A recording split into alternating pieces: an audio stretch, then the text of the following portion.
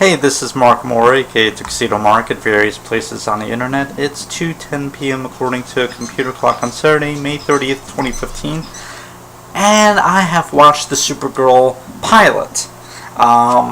It was leaked, and it was reported leaked on May 22nd. I'm not sure if that's the actual leak date, but it's the date that I found out about it. I downloaded it that night, and I brought it to a DVD the next day, and my mom and I watched it together, and it's really fun. I really enjoyed this episode, and I am looking forward to the series more than ever. As I said before, Melissa Benoist plays Kara is just a really adorable character, and in fact, Supergirl.tv, a news source for the show, has even called her adorable recently, after I have, but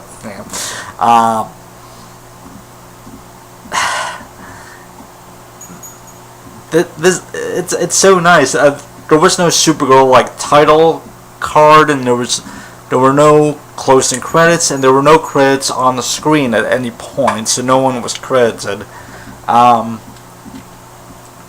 yeah, basically, it's an expanded version of what you see in the pilot, and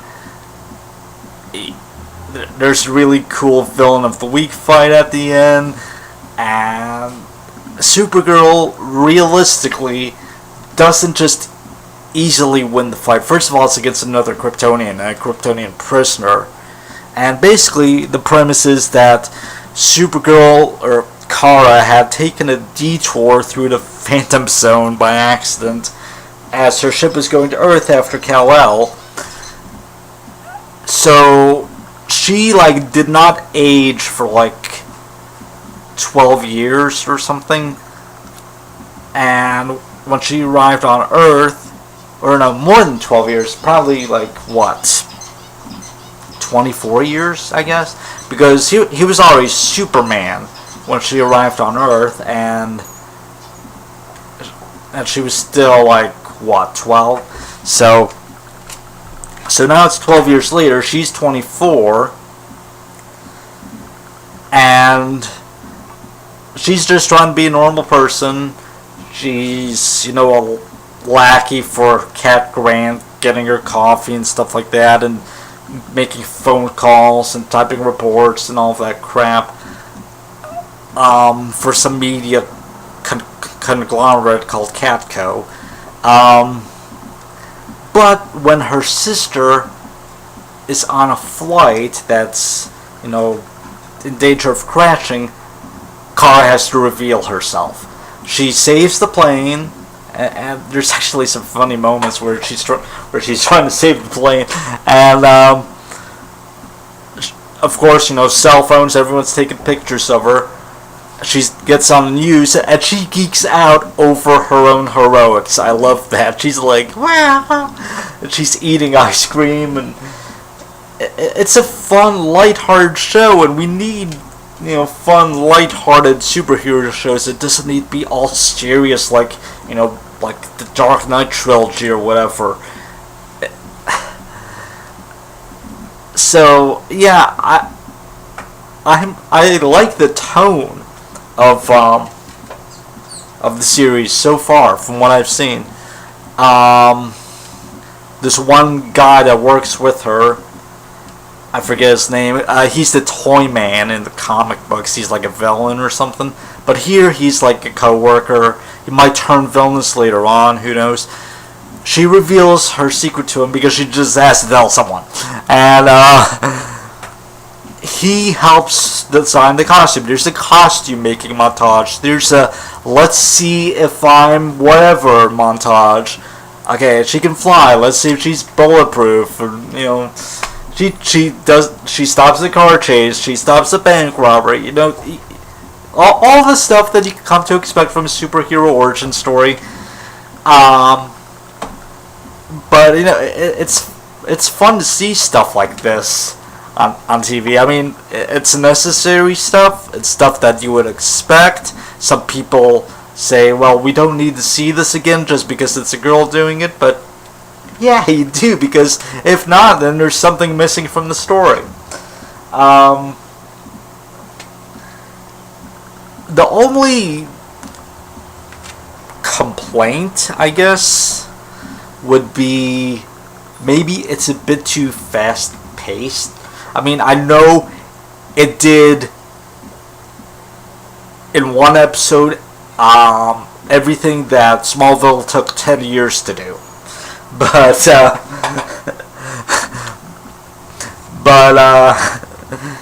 I wish that maybe the pace was a tiny bit slower.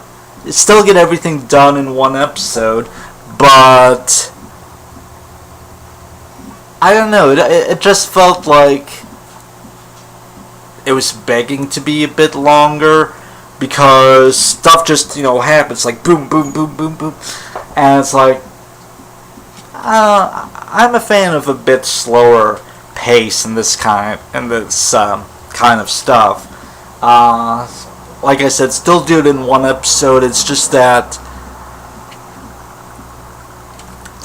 some stuff, I'm not sure what. Some stuff maybe could have been dropped just to stretch some stuff out a bit longer. I don't know what I'm saying now. But overall, I really enjoyed it, and the whole cast is fine. Jimmy Olsen or James Olsen, Hank Henshaw, Cat Grant, the one who plays Allura. Yeah, there's an Allura hologram. I have a feeling this is going to be recurring, because I think she's supposed to be like a recurring character that like Kara can talk to. Oh, speaking of Kara, there's a scene. Well, there's a small exchange in a scene where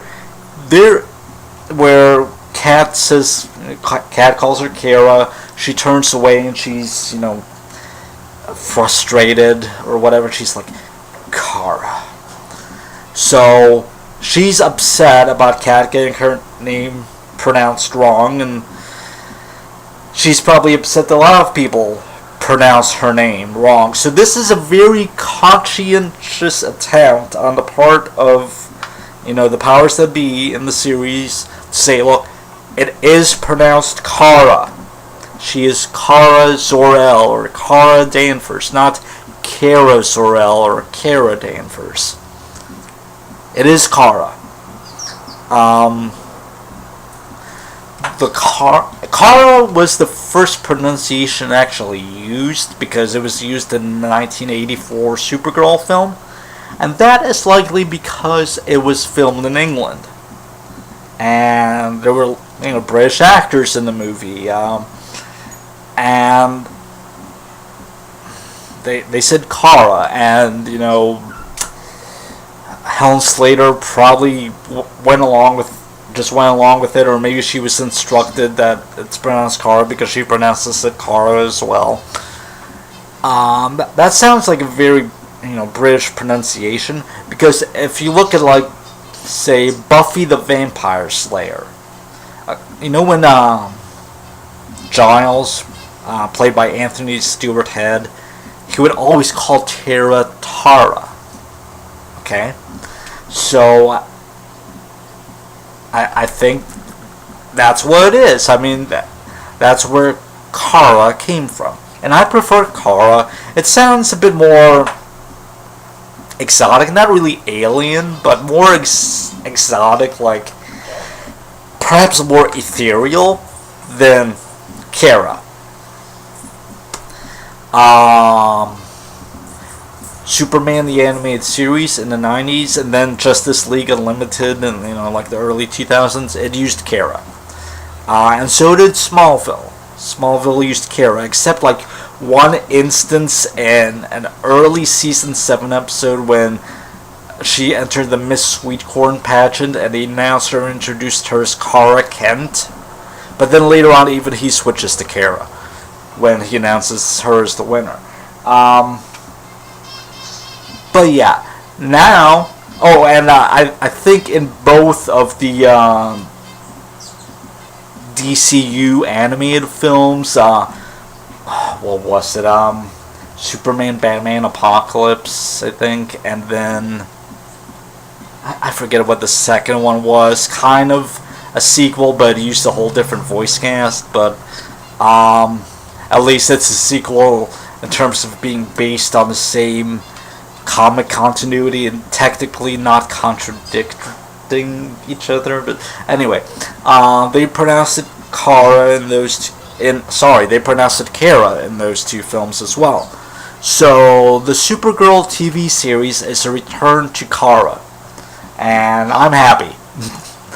Kara has always been my preferred pronunciation.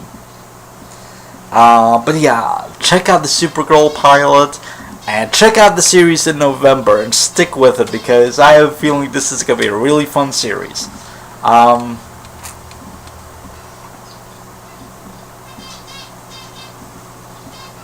Oh, not much of a secret identity. I mean, somehow, Kat is fooled, despite, the Supergirl photos being presented to her, and, the